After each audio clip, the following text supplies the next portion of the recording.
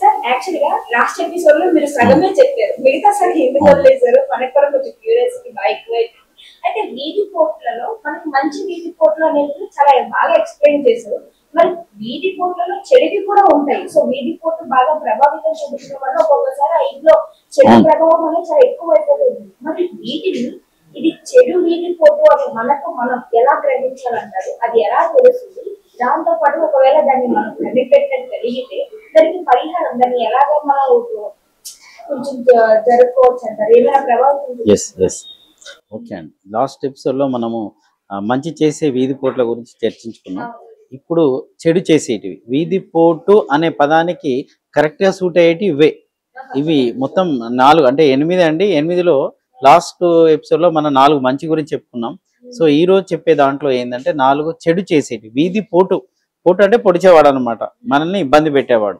So అవి ఏంటి అని చూసినప్పుడు ఫస్ట్ మనం ఏది చెప్పుకోవడానికి వీలవుతుంది అని అంటే దీంట్లో ముఖ్యంగా ఉత్తరం దిక్కు వచ్చినప్పుడు ఉత్తర వాయుము వీధి పోటు, ఉత్తర వాయం వీధి పోటు అంటారు దీన్ని. ఇది కనుక ఉంటే ఏంది అంటే ముఖ్యంగా మనం గతంలో చెప్పుకున్న ఎపిసోడ్లలో ఆత్మహత్య గురించి చెప్పారు. ఆ ఆత్మహత్య కారణమే ఉత్తరవాయం వీధి పోటు. అంటే మానసిక సంఘర్షణకు గురి చేసేదే ఉత్తరవాయం వీధి పోటు. అది ఇంటికి కనుక పడింది అనుకోండి, పడిందని ఎలా తెలుస్తుంది సార్ అని అంటే మనలో మానసిక స్థితి బాగాలేదు, ఇంట్లో నుంచి ఎవరో వెళ్ళిపోతున్నారు, ఆత్మహత్య సంఘటన జరిగింది. ముఖ్యంగా సింపుల్ టిప్ అండి, చాలా మంది బిల్డింగ్లు, ఒక పెద్ద బిల్డింగ్ అనుకోండి, ఎప్పుడు టూలెట్ బోర్డులు ఉంటూ ఉంటాయి, ఎవరెవరు వెకెట్ చేస్తూనే ఉంటారు, ఖాళీ చేస్తూనే ఉంటారు.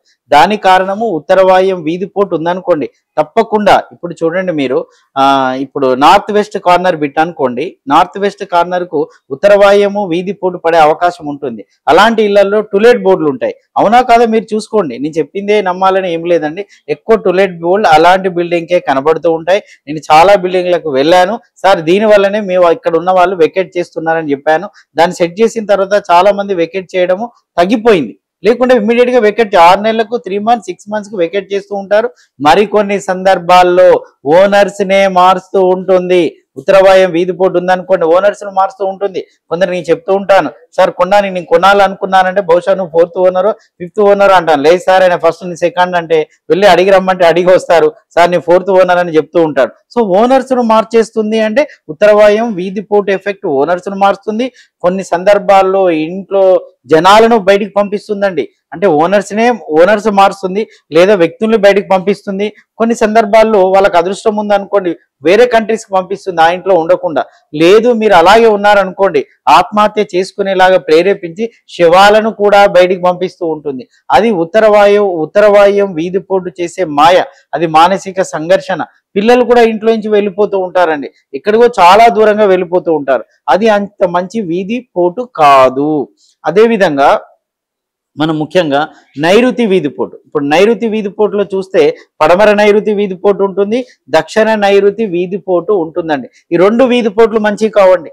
సో వీధి పోట్లు మొత్తం గమనించినప్పుడు నైరుతి వీధి పోట్లు ఏమాత్రం మంచివి కాదు. పడమర నైరుతి వీధి పోటు ఇంటికి ఉందనుకోండి, ఎలా జరుగుతుంది అని అంటే మీ అబ్బాయి ఎవరన్నా ఒక వ్యక్తి అమెరికాలో ఉద్యోగం చేస్తూ ఉన్నా ఎవరో ఒకరు దుండగుడు కాల్చాడని చెప్తాము, మన న్యూస్ వింటాము, ఇంటికి శవం వస్తూ ఉంటుంది. దానికి కారణము పడమర నైరుతి వీధి పోటు. మనం వెళ్ళి చూసుకోవచ్చండి. అంటే అలా దానికి కారణం ఏంటంటే పడమర నైరుతి ఇంట్లో ఉన్న అబ్బాయి మగవాళ్ళ మీద అటాక్ చేస్తుంది. యజమాని అంతే, మగవారికే, అంటే పడమర నైరుతి మగవారికి సంబంధించింది. ఇంట్లో ఉన్న యజమాని పెద్ద కుమారుడు కానీ అటాక్ చేసే ఛాన్సెస్ ఉంటాయి. అందుకే చూడండి, రీసెంట్ గా మనం టీవీలో కూడా చూసాము, అమెరికాలో యాక్సిడెంట్ కావడము, ఇంటికి శవం రావడము, లేకుంటే ఎవరెవరు కాల్ చేశారని చెప్తే ఇంటికి శవం రావడం, ఇవన్నీ కారణం ఏంటంటే పడమర నైరుతి చేసే మాయ.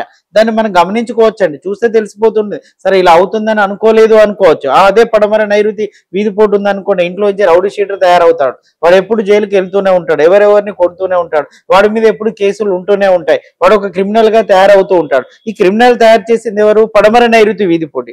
సో అతనిలో క్రూరత్వాన్ని పెంచింది ఎవరు? పడమర నైరుతి వీధి పోటు. సో పడమర నైరుతి వీధి పోటు ఉంటే ఆపరేషన్స్ అవుతాయి, సర్జరీస్ అవుతాయి. సో ఎప్పుడు బెడ్ మీద ఇట్లా పడుకొని ఉంటాడండి, మీరు చూడండి, చైర్ లో కూర్చుంటాడు, సో బెడ్ మీద పడుకొని ఉంటాడు, స్టిక్ తో నడుస్తూ ఉంటాడు, కాళ్ళకు పట్టీలు కట్టుకొని ఉంటాడు. సో ఆపరేషన్స్, యాక్సిడెంట్స్, ఇవన్నీ కూడా పడమర నైరుతి చేసే మాయ.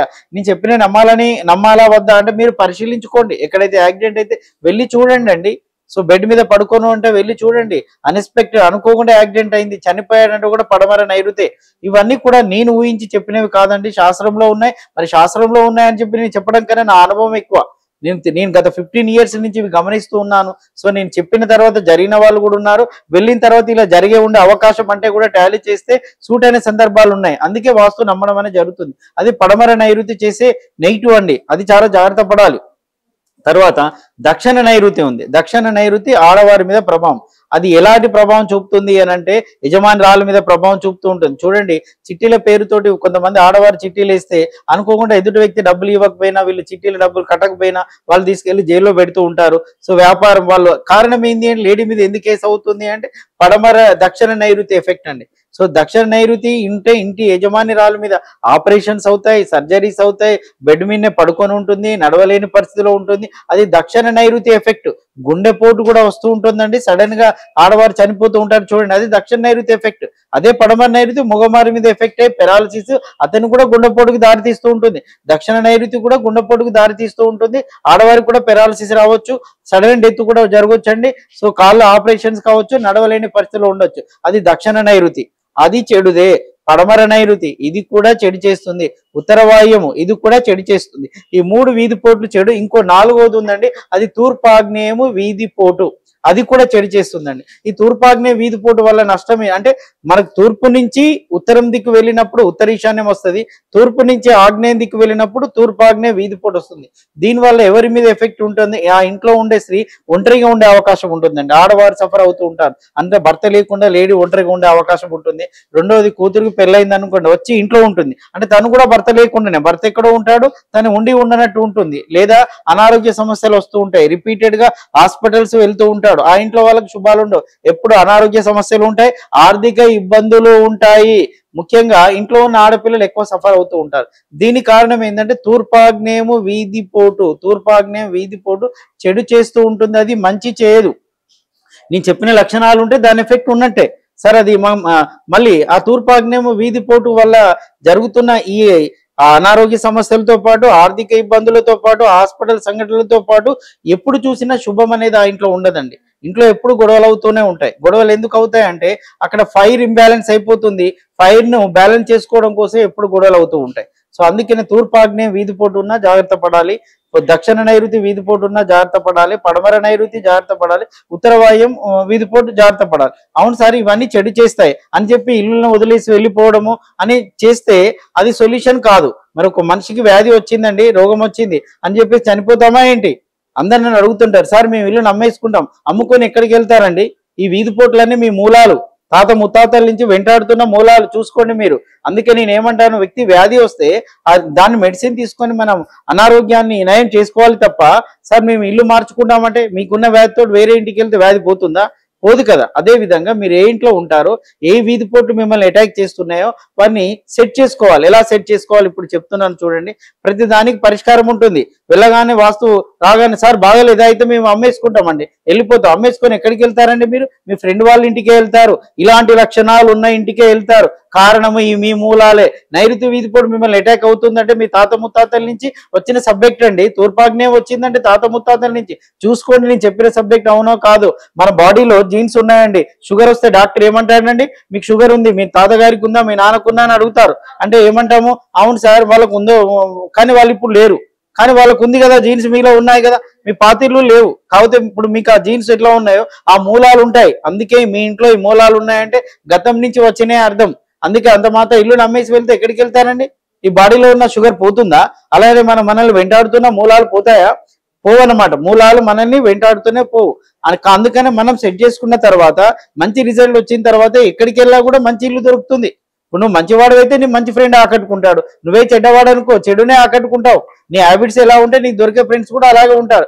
సింపుల్ లాజిక్ అనమాట. అందుకే ఏమంటాను, సరే ఇవి చెడు వాటిని తొలగించుకోవడం చాలా ఈజీ. ఎలా తొలగించుకోవచ్చు అంటే జనరల్ గా అందరు ఫాలో అయ్యే ప్రిన్సిపల్ ఏంటి అంటే వినాయకుడిని పెడతారండి. వినాయకుడు భగవంతుడు చాలా మంచి చేసే వ్యక్తి అండి.